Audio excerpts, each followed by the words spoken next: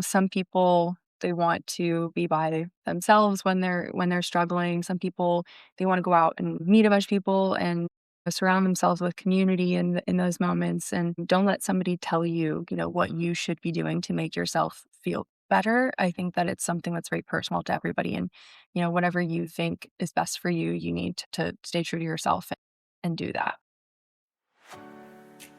You're listening to Breaking the Ice podcast, a podcast that I created in 2020 to connect women within the hockey world. My name's Devin Dodaro, my husband's Charlie Dodaro, and we've played literally all over the world. We have 2 kids, 2 dogs, and let's just say hockey has taken my world by storm. What I've learned is that this community and these experiences are very specific, and you should not have to go through this alone. Through this podcast, I share the tools, resources, do's, don'ts, and what's helped me along the way while continuing to learn from each and every one of you. So lace them up and tune in for episodes twice a month. And make sure to follow the page on Instagram at Breaking the Ice Pod. We are back with another episode of Breaking the Ice. Thank you for being here. It is officially me and my family's off season, and it's bittersweet. I usually am thrilled by the time this rolls around. I am ready for some routine.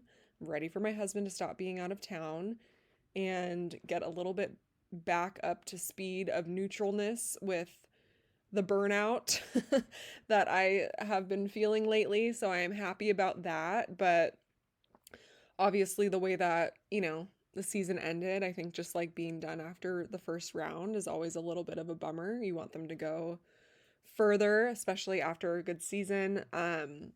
So yeah, that was a little bit sad for the guys, but I'm definitely excited to just kind of get back into the swing of things and have him home and have more family time, because it's been a super crazy schedule this year. And I think I've said that every episode. Oh my gosh, this schedule is insane. But yeah, sometimes you just gotta let it out.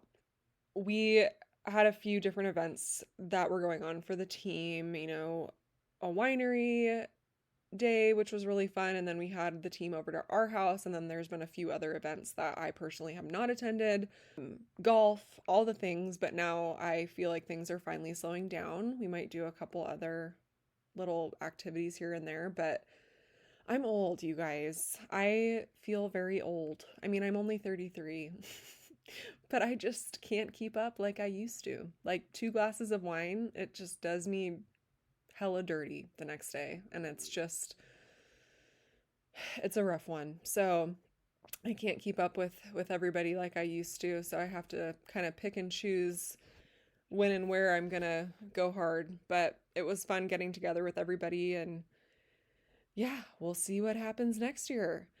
Today on the podcast, I have Jordan Laine joining me. Her husband is Patrik Laine. He plays for the Montreal Canadiens. If you're not following her on Instagram, she shares a lot about her hockey life over on there. I will link that in the show notes. And per usual, we get into all the things. We chat about her hockey life, what she was doing before she met her husband, how they met, misconceptions of a hockey wife.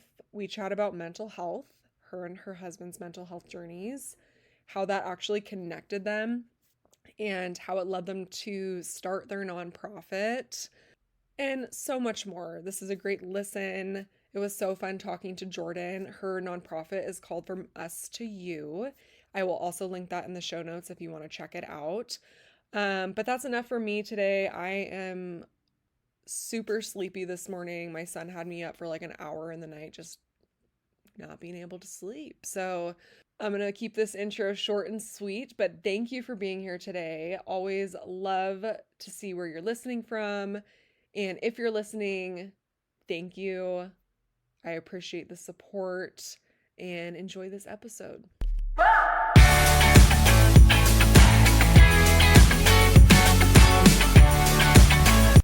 If you're listening to this episode, there is a large chance that you are married to a hockey player, you're a hockey fan, or a large chance that you just simply love buying cute clothes for your family. I recently just did a big haul with Violent Gentlemen, a brand that you have probably seen around the rink that's gotten increasingly popular over the years. They started this brand in the spirit of hockey, which makes me love it even more. I love good staples for my husband and for my kids. I definitely love dressing my kids like little adults. They just came out with a brand new kids line, which has so many cute things, and a lot of those things actually match the men's line.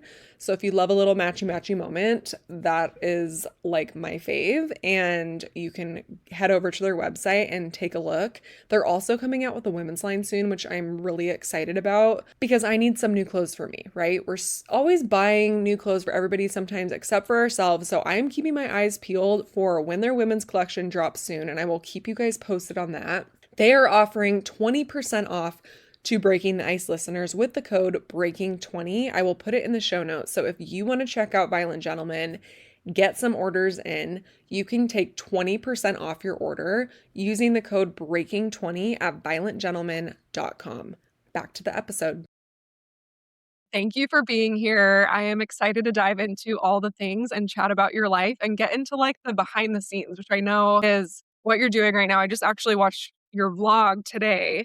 Um, yes. So, Thanks. yes, thank you for being here. Thanks for having me. I'm really excited to chat with you. And I know it's been a long time coming, but this is one of the first interviews that I've actually done, like kind of about hockey life. I've done a lot of them about, our mental health nonprofit and kind of our journey with that. But this is kind of the first hockey lifestyle interview that I've done outside of, the stuff I've been putting out on my YouTube channel. Yay. Well, we're going to get into all of that today. But I usually start off just asking for kind of a rundown of how you met your husband and that whole spiel and how, where you guys have played kind of up until now. And then we'll just start to dissect everything. Yeah, sure thing. So I met Patty. We started talking on a dating app, like when I was living in DC and he was playing in Columbus, because I was supposed to be going to Columbus, which is my hometown, by the way, for a high school friend's wedding. And basically, I went back there for the wedding, and it was like the night before the wedding. And I was just messaging him, like, oh, come meet up with me at this bar and that kind of thing. And I mean, it's not very romantic, but then it's like, yeah, we met at a bar. Hey, Ended up like that's but okay. yeah, well, it's kind of funny because we ended up keeping in touch after that weekend. Like, I honestly never really thought I was gonna see him again. Like, I was going back to DC and he was actually going back to Finland the next day because it was the start of the off season. But we ended up keeping in touch and he came over and visited me and we met up in Florida and I mean, we now we're married a couple years later. So it's been kind of it was a really crazy start. It kind of felt like a weird fairy tale in a way, but yeah, a big adventure right from the start of meeting Patrick. I feel like so many people I've talked to, it's just like hot and heavy off the hop Yeah. because you have no other choice. Like their life is Mhm. crazy and you have to just kind of jump on the bandwagon with them and figure out like when you can see each other. And yeah, Yeah. like you said, most people I feel like start off long distance too Mhm. because you're from different places typically. Yeah. Hockey world, I feel like is so either you're in or you're out. It's like there are very few people that are kind of in the middle or you're kind of more casually in it, you know? Yes. Like, it's kinda like once you're in, like, the group chat with the girls on the team, it's like you are officially in the NHL world. So it's like there's not really like a middle ground there. So he came and visited you in Florida that first summer after you guys met for the wedding. Yeah, well, so basically, he was over in Finland in the off season, and then I was still in DC. I had my corporate job and everything. I was working remotely, and I went down to Florida for like a weekend trip with my girlfriends. And then he was like, "Oh, well, like I'm in the off season and like I'm want to go on vacations and stuff anyway, so I'll come and meet up with you in Florida after your girls trip or like during or whatever if you want to like go for like a second date kind of thing." And I was like, "Yeah, if you want to fly from Finland to come see me for a Wow. second date, then that's fine with me." So, yeah, it was super romantic. I mean, of course, before then we'd been like FaceTiming for hours and hours a day, like for 3 weeks before that and everything. Like, so I was really excited, but so nervous. It was very like kind of a fairy tale. Like, whoa, this man knows what he wants. Clearly, he's Yeah, getting it was very it. attractive. Yeah, for sure. Yeah. So, do you guys spend your off seasons in Finland? So the past couple of off seasons we've actually spent in Florida, and it's because well, last summer we got married there, and it's a really good kind of universal location for people visiting from Finland, but also for all of my family who are on the East Coast, like my friends and everything to come down and visit us. So we don't really spend like the majority of our summers over in Finland, but we definitely take like a couple weeks every summer and go over and spend some good time there. Okay. And as you know, there's a lot of people in this hockey world that are married or dating people from other countries. How Yeah. has that looked for your guys' relationship? Because obviously that it probably does come with some challenges. Like you said, he has family over there, he's from there, even sometimes like visa situations can come up and stuff like that. So how has it been easy for you or difficult? I mean, I think that we've gotten pretty lucky. Patty has a really great group of friends that I care for a lot as well, like that he's had ever since he was a kid. And Patty and I both keep pretty small circles, and it's kind of like our ride or die people who we would do anything for. And each one of them usually will come over and visit either individually or with the other guys, like at some point during the season. And the funny thing is, it's like if my friends are coming to visit, they'll come up for like a weekend, but if Patty's friends are coming to visit, they're coming for, maybe 10 days at a time. And then, of course, they come during the season because they want to see him play. They want to see, the whole NHL experience. But then what's funny is that, Patty's going to practices. Sometimes he's on the road for part of that. So it really ends up being me spending a lot of one on one time with his Finnish family and his Finnish close friends. So I've actually gotten it's kind of funny, like when they come over, I say like, "Oh, well, me and Nico are going on our breakfast date. Like we'll see you later. Like whenever you get home." And like, Right. "Oh no, what are you gonna do with me today since Patty is on is Yeah. on the road?" It's It's rank. so yeah, so it's like a nice way to kind of get to know his family that's really far away because we have really quality time when they do come over. Yeah, Yeah. that's cool. I know, I feel like you do get kind of pushed in situations where maybe you wouldn't necessarily have if it wasn't for hockey, which is Yeah. interesting. So, before you guys met, what did your life look like, and did you know anything about the lifestyle that you now live? No, I didn't know anything at all about the hockey lifestyle. My family is really big. They're really big football fans. But honestly, I think my family was such big sports fans that I kind of repelled against it, honestly, even like that it was kind of like, I think that well, I'll just go into, like, what my life looked like, I guess, before too, to answer the first part of that question. So I was, working a corporate America job for a research consulting firm in Washington, DC. It was very 9 to 5, but then I also had a health and fitness business on the side, like, as, like, a side hustle, and that's kinda how I initially started doing social media actually, is I was doing it to promote my health and fitness business that I was running, and typically it would have been a situation, I was going in the office and just kind of exactly what you'd imagine with corporate America, but I actually graduated during COVID in 2020. And so the entire corporate world obviously got completely turned upside down. So my entire job was remote work. And that's actually a really big reason that, when I met Patty, I was able to go and like spend time with him in Columbus and spend time with him in Finland and all this stuff is because I could take my remote job anywhere at the time. Um, of course, like corporate jobs don't love it when you actually move states and then move countries and everything like that. So Right? eventually I left that and then started doing other things. But yeah, I was a very, you know, 22-year-old running around DC with her friends and Living doing her corporate. best Yeah. life. Yeah, exactly. That's when the one comes along and Yeah, yeah. exactly. Yeah, so you didn't know much about what this lifestyle entailed prior. No, I didn't at all. I kind of I mean, I realized that, I'd be going to the games to support him. Just I would like go and support my brother when he played football growing up and things like that. Like some of Yeah. my friends played in college, like that kind of thing. But I didn't know anything about the ins and outs of the hockey world. Something that I will say is actually my grandfather on my mom's side, he played in the NFL for the 49ers.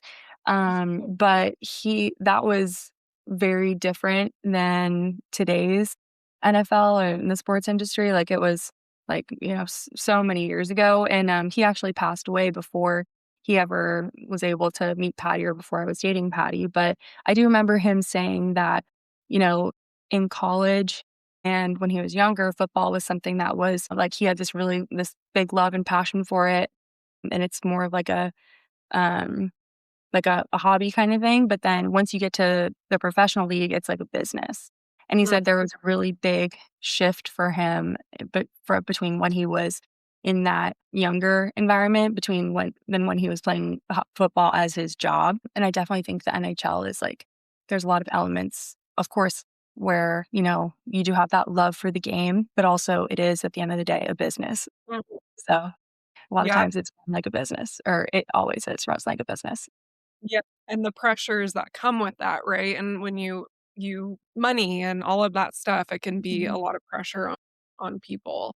Yeah. What do you feel like is the biggest misconception about the lifestyle from people that are not in it? I think a lot of it's funny because since I've started posting about hockey life, Yeah. I tried to stay away from that for a while, and then I kinda just ended up embracing it, and now I'm talking about it all the time, but a big fake comment that I get is, like, "Is it as glamorous as it looks?" And all this kinda stuff, and, I mean, there definitely are major, major pros and amazing experiences that come with this life, but I don't know what people are imagining that we're doing, like, in our free time and and all this kinda stuff, but I feel like my day-to-day life looks a lot like all my friends' day-to-day lives, like, even out of the hockey world or, it's kinda one of those Instagram versus reality things where it's like 80% of the time I'm sitting at home in my Lululemon sweats and my Rory whatever the heck, and the 20% of the time I'm, you know, going out and looking nice and doing fun activities, but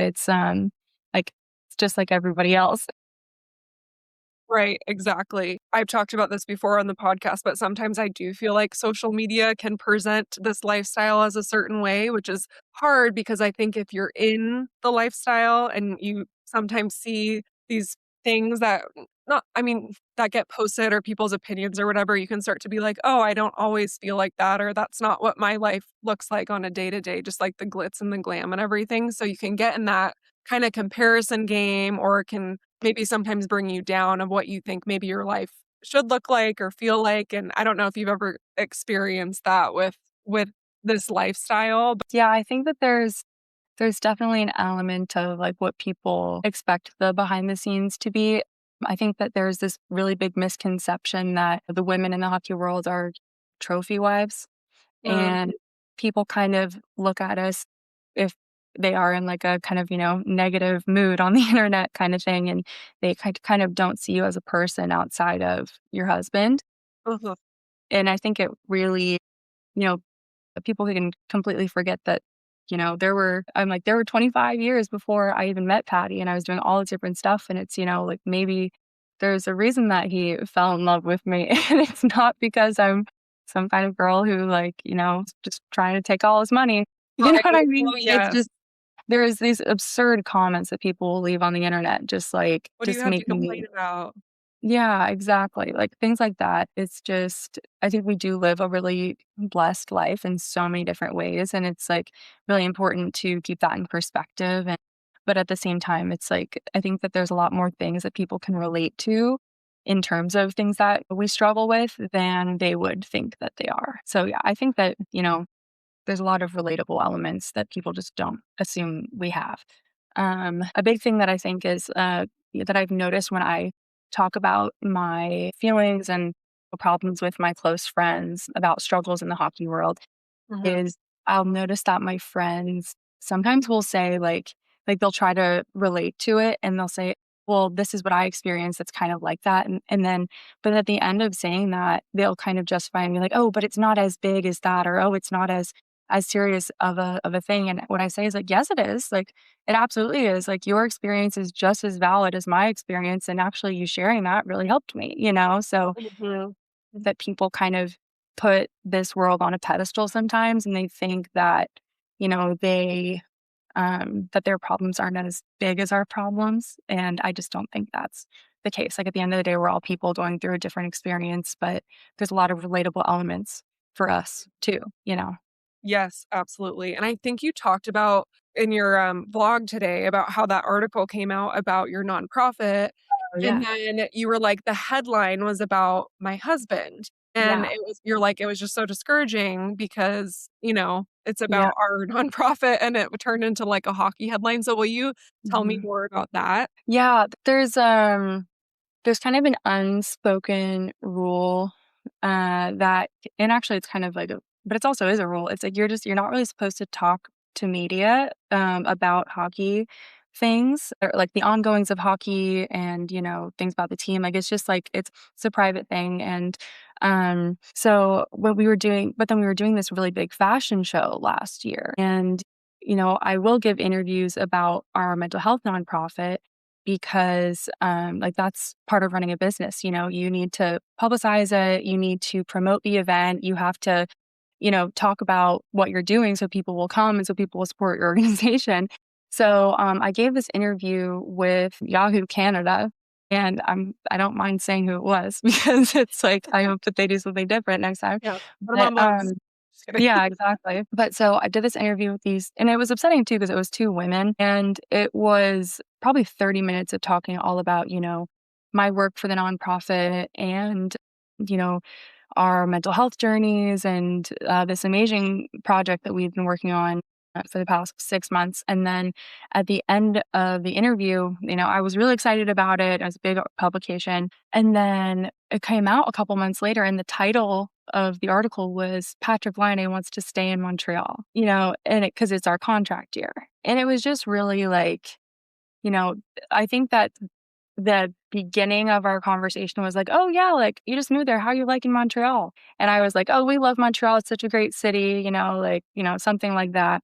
And just for them to take kind of like sneak in like a hockey topic and like make that overshadow like all the work we've been doing for our mental health nonprofit, it was just like slimy. They want to get more people to click on it when it's like, well, that's Mhm. not really the context of this conversation. Yeah, exactly. So just be Yeah. careful with that kind of stuff.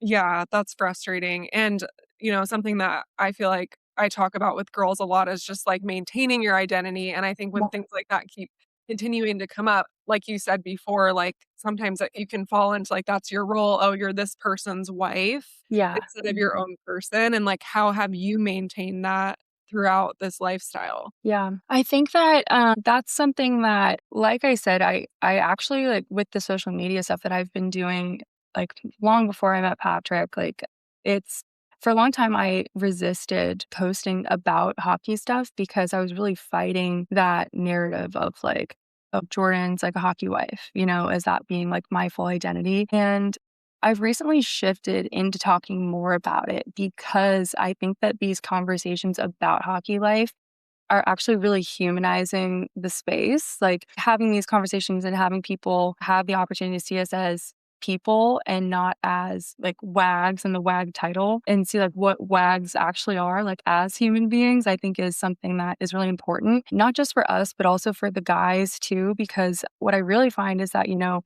people there's two ways to dehumanize somebody, and one is to dismiss them, but the other one is to idolize them. And these guys are totally idolized all the time, which is like, they're doing these amazing things. Like they're incredible athletes, like top 1% in top 0.0001% in the world of athletes. And Mhm. that's insane. But at the same time, like they come home and they're just guys, they're human beings. And when you don't treat them like that, then it's like it's harmful, So I think that like having these conversations and leaning into this angle is hopefully helping people to see the space a little bit differently. And I kinda have to remind myself, like, what the purpose of it is when I do make videos about it and that kinda stuff is of course, they're fun and it's a fun outlet, and, like, I really Yeah, enjoyed it too, like, leaning into it. It's, like, for funny sure. sometimes, but at the base of it, it's, people are seeing you and they're, and that's kind of, like, what the whole root of our mental health nonprofit's all about too, is, like, storytelling and talking about these things nobody wants to talk about, just mental health. So Yes, I love it, and I love that you're sharing that, and I want you to keep doing it because it's very Thanks. relatable, and yeah, I feel like people are getting past that point of wanting to see just everybody's perfect life because I Yeah. don't think that makes people always feel great. It's like you can aspire to be a certain way, but after a while, it's like all the perfect videos of people, it just is kinda like, I wanna see what's relatable to me in my life and, understand that other people can get what I'm going through. So I think what you're doing is great, and your blogs are awesome. I know you just started that too. Yeah. Yes. I wanna talk about your nonprofit. Yeah. Such amazing work. How did you let's go back to, like, the start of your mental health journey and how you guys kind of established to create that together. Yeah, for sure. Well, so to go back to the very, very start of it, like, one of the things that Patrick and I really connected on when we first met was, so I actually lost my mom to cancer when I was 14 years old, and Patty, when I met him, was struggling with the loss of his father, and, for me, when that happened, I got to, take some time, step away, process that. Of course, it was one of the hardest things that I've ever had to go through, losing my mom at such a young age. But when Patrick went through it, he was back on the ice in I think in like a week or so. Um, like, he flew to Finland, went to his dad's funeral, flew right back and was skating again. And it's so he never really got to, process and deal with that incredible loss. And he's also dealing with it completely on his own when he was over in America, and his whole entire support system's over in Finland. So basically he didn't deal with it. He kept like hard charging and just putting everything to the side and keep showing up as this like all-star hockey player. And eventually that caught up to him, and he needed to take a break from his dream. And when he did that and he decided that he was going to take some time with the NHL Players Assistance Program, it was something that was a really scary decision, because it's obviously something that was so, so public. Like, we knew that all of the articles were gonna be writing about it. People are also going to, kind of write your story for you if you don't say what's going on. Like, people, like, Yeah. will make things up and make it worse, and, it's just awful. But so Patrick decided that he was going to, share a little bit of the reason he was going into the player assistance program, to say like, "Look, I need to focus on my mental health for a while. I'm taking a step back to focus on me, and this is what's going on." And like I said, we were really nervous about it, but what we found is that so many people were so incredibly positive in the responding to that. So many people, both publicly and privately, were reaching out to us and saying, "Hey, like, I feel like because Patrick is sharing his story and sharing that he is being brave enough to take time for his mental health, that I should be doing that too, or that I can prioritize my own mental health when I do something." And what we realized is that, all these conversations that are being had privately, like, what would happen if we, like, gave people the opportunity to have them publicly? If people are finding strength in Patrick's story, then they'll find strength in other people's stories as well. And we created From Us to You, which started just as like an Instagram page where people could fill out a Google form and, answer the question, "What's a piece of advice that got you through a difficult time?" And then share how it helped you. And when we launched that, it just got such an amazing response, that eventually it just made sense to turn it into a full organization. So now we're an official 501(c)(3), registered in the States, but operating in US, Canada, and then, I mean, it's an online thing, so really anybody can access the resources that we have. But it's focused on sharing mental health stories and then connecting people to resources based on whatever kind of mental health topic that they are struggling with. And actually, we have a partnership with BetterHelp too that I'm really, really proud of, that if you use the code on our website, then you get a free month of therapy, which is Wow, amazing. So just awesome. yeah, creating that community and connecting people to resources is really it's been a really crazy, crazy project. So Wow. Oh my gosh, that's amazing that you guys created that, and also, I'm so sorry about the loss of both of your parents. Did read that on the article that I read. I cannot imagine going through that at such a I mean, ever, but then at such a young age too, like, that's, like, such a pivotal time in your life, just meeting your mom, right, and going through all those, like, adolescent years. But you guys can have that in common and have that common ground, and, like, look what you've been able to create from that and helping other people go through those kinds of losses and hardships and mental health battles, so that's so awesome. thank you. I wanted to ask you too, because I don't think I've ever really chatted with anybody about the Players Assistance Program, but I've Yeah. read about it. What Mhm. exactly is that like? Like, what do they do? How do they support the players, the families? Like, what does that look like? Yeah. So, I mean, basically, everyone's mental health journey is going to be totally different, right? So, that's one of the big things about mental health versus physical health is, if you break your knee, then here's a rehab plan. This is how long it takes, and this is what you're going to do, and these are the step-by-step process. When you have a mental health problem, then it's a lot more gray area of what exactly you need. And what you need is gonna look totally different than what someone else needs. For the Players Assistance Program, biggest thing that they did was, connect Patty to a lot of different kinds of resources to figure out what was gonna work best for him.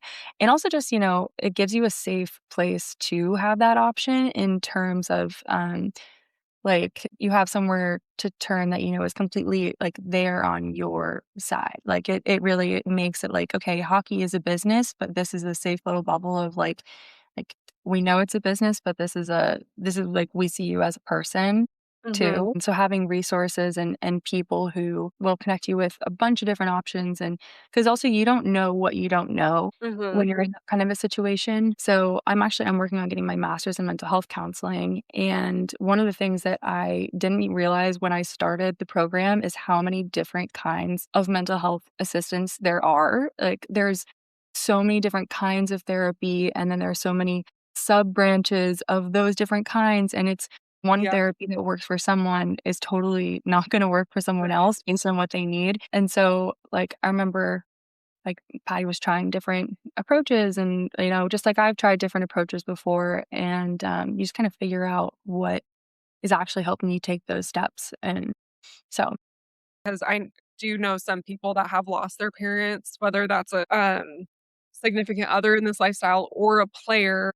Do mhm. you have any advice on what any tools or resources or anything like that to help people get through that? I think, so like I said, it's going to be so different for everybody. But the biggest thing I think is just to get into some sort of a therapy program. Mhm. What Like, works for you? Do you have, like, a yeah, for therapy? me, it was like yeah, so, like, when I was 14, because my mom passed away of cancer, we actually like, as soon as she so her cancer came in 2 phases. The first one when I was actually in, like, 5th grade, and she recovered from it, but then the second time, it was when I was in, 7th grade, and then we had about a year with her, where she, like, was doing worse and worse, but we kind of knew it was gonna be coming. So I actually got into therapy, um, about 6 months before she passed away. So having somebody to just kind of say my kind of worst fears to around that in a completely safe environment, I think was really, really the most important thing because, when you're in that kind of a situation, you don't want to say, out loud to your family or to someone close to you, like, what if like my mom passes away, and like what would that look like? And like I'm scared because this, and this, because it kind of makes it real Mhm. but then if you don't say it, then it's just, it's coming whether you want it to or not? Yeah. So I think that having just like a place to deal with that, and then you can kind of go back to your normal life, but then having that like time is really Mhm. important because you are dealing with it. And then the rest of your life can kind of, it keeps going whether you're talking about it or not? Yeah. So it just like having like a safe place to work through those feelings that doesn't affect all your other relationships. You can really just say how you're actually feeling without having to filter yourself. Yes. Yeah, Mhm. exactly. I know therapy is such a great resource, and I love I'll if you can send me the link to that part of your website too, and I can put that For in sure. the show notes because that's really cool, and that's such a amazing tool for people. Because obviously therapy can get expensive sometimes if Yeah. Oh especially my in the gosh. States, it's Yeah, like, the "Oh my god." accessibility it's insane. In the US, it's so wildly expensive Mm, to access therapy. Then also, I mean, even in Canada, it's like you can get it for free, but you're on a wait list that's a mile long. which And is so it's frustrating if you need to get in and talk to someone and you can't. yeah. Yeah. Also, I for people that are listening, I feel like the hockey insurance too is, like, pretty good for therapy, like, even Yeah. we're obviously in the ECHL, but, like, I see a therapist and my sessions are, like, $17 with my copay, so, like, Mhm. if you just look into it and find someone that's in network with you, it's like yeah, it's really sometimes not as bad as you think, it's pretty Yeah. good coverage. Yeah, Yeah. it's really like I mean, the hockey insurance is the best insurance that you can have, I Yeah, found. So truly. 'cause I they know. need it. Yeah. So it's, yeah, it's definitely it's, for hockey families, it's more accessible than you think. But if Yeah. you're somebody who, is, like, maybe you just don't wanna go and physically see somebody because maybe you have kids at home and it's hard for you to leave or, like, to go take that specific time to get away, then, BetterHelp is a great option because it's online, and so you can, take it in your bedroom if you need to with the door shut and, kinda Yeah. have that time a different way, so Yeah. How has the hockey life affected your mental health? I am someone who is very I like to be organized and in control of my situation. And if there's something that the hockey world is, it's unpredictable in a lot of ways. You can be everything's great and wonderful, and then an injury happens and it turns your whole life upside down for the next 6 months, or, you can get moved, you can get all this different kind of stuff. And especially in a contract year, it's just a really big point of uncertainty, like, at any time, and so it's made it difficult for me because a lot of times what I do is I throw myself into working, like, I'm working like, my mental health masters, my business with From Us to You, social media stuff, but then this year in the hockey world, because we haven't known what our situation would be up until the trade deadline, I wasn't able to do a lot of that stuff.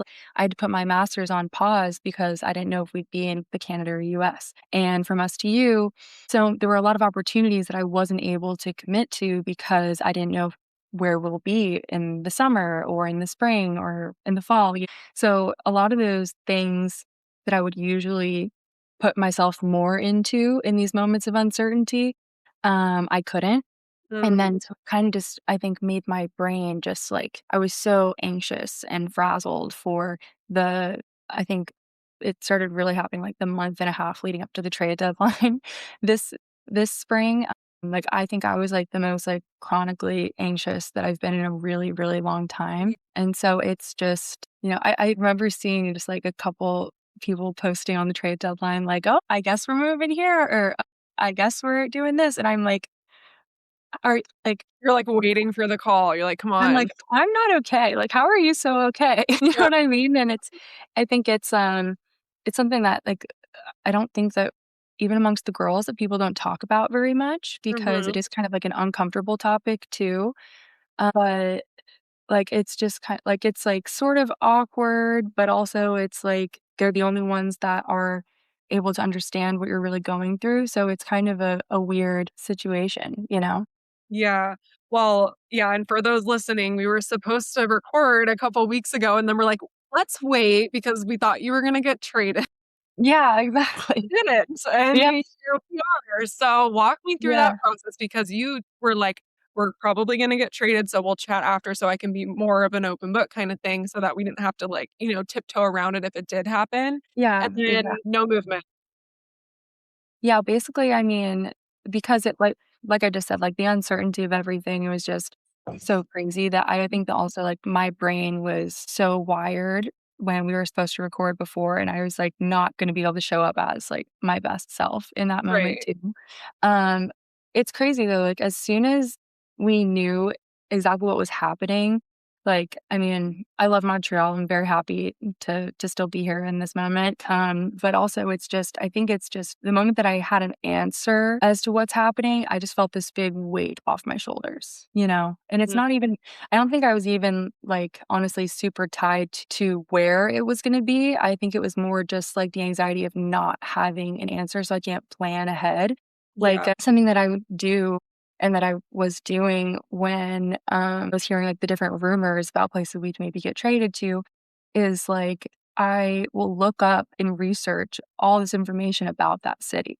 Okay. And it's because I think I'm, like, trying to prepare mentally for if we do get traded there, but then it's, like, 3 days later, it's a new city, and so it's like I look up all the things about that city, like, different neighborhoods, like, all this different kind of stuff.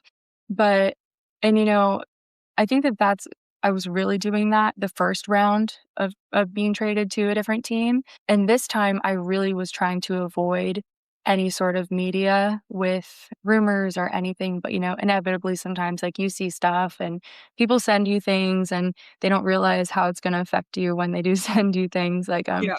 somebody sent me this is kind of a funny story, one of my friends, like, 3 days before the trade deadline, her husband saw something online about, like, Patrik Laine traded to Vancouver, and he sent it to her, and then she sent it to me, and she goes, like, "Just heard about the trades, like, how are you feeling? Like, Canada, West Coast." And Patty was on the road at the time, and I just, my brain was like, "Oh my gosh," like, I'm looking and I'm like, "Patty, like, did we get traded to Vancouver? Like, what's going on?" And all this kind of stuff. I'm looking online, I don't see anything. I'm like, "What's going on? Like, how did you see it?" And she goes I go, "Do you know something that I don't know? Like, where did you see this? What's happening?" And she goes, "Oh my gosh, so sorry. My husband, like, saw it. It turns out it was a spoof article." And I was like, Oh my gosh. but it's like, I don't think she realized, like, how my brain exploded and, like, the panic that I was going through, be just in the sense of, like, I was so not prepared for that because I hadn't even, like, heard that. It's like it was nothing, like, against Vancouver, like, beautiful city, like, all that stuff. I would, like, love Vancouver, but it was more of, like, I was so unprepared for that moment, and I was, like the thought of also, like, hearing from someone else that's not Patty was just, like, kind of a weird thing that my brain was like, "Ah," like, freak out mode, you know what I mean? Oh, yeah. So, yeah, because some people find out from the media before they hear from their family members. Which is awful.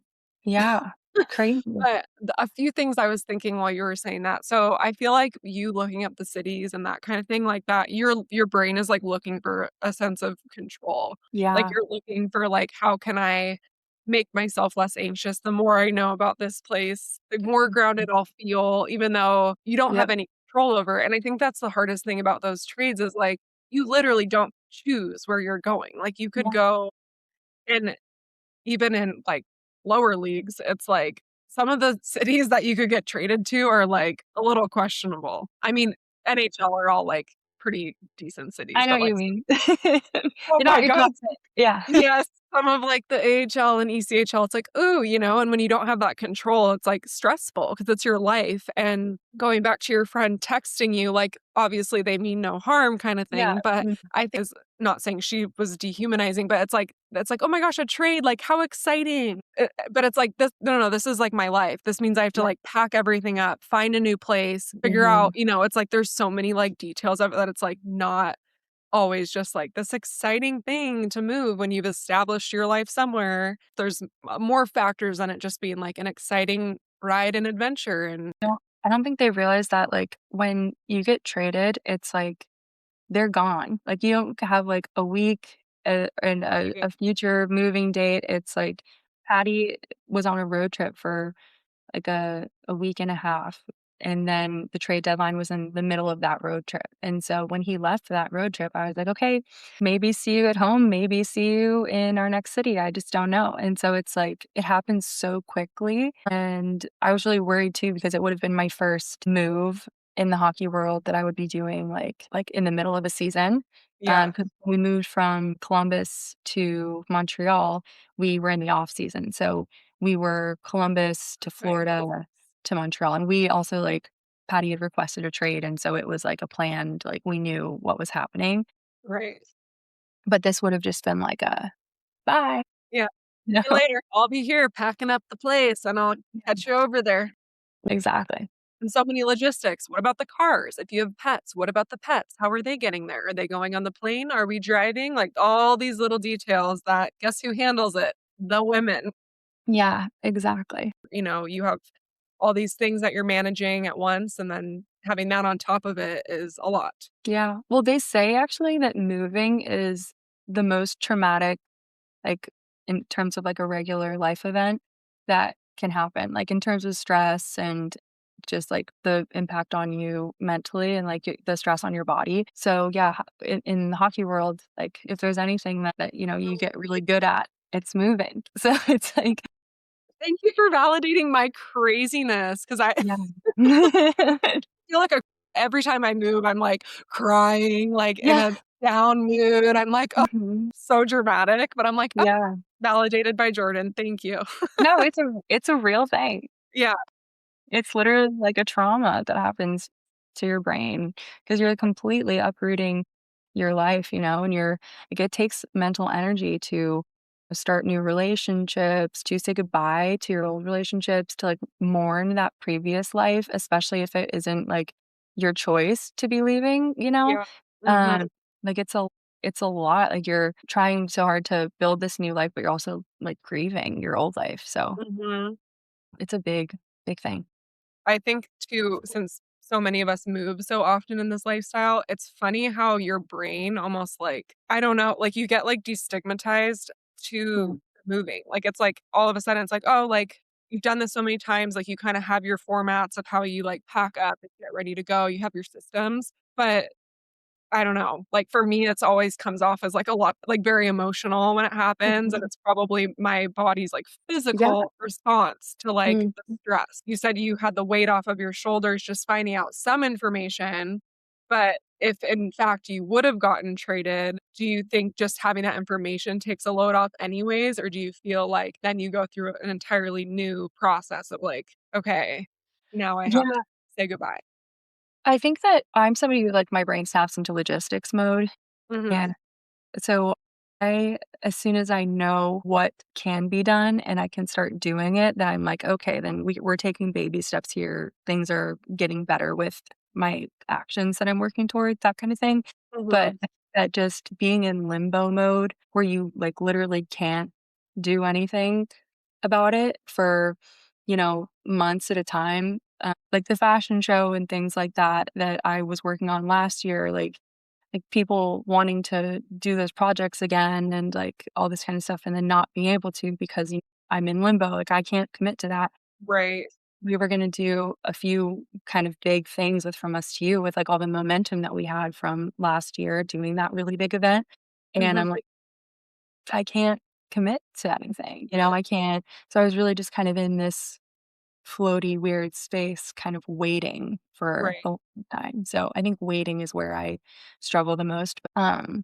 Once I know what's going on, then I'm very much like, okay, let's get this done. Like it's gonna be good. I'm a very positive person too. So I feel like I can find the good in any situation that Mhm. we're in, especially since you know, like this is like such a big adventure and I know that it won't be forever. So it's like trying to remember that too in the midst of all of this perspective is important, I think.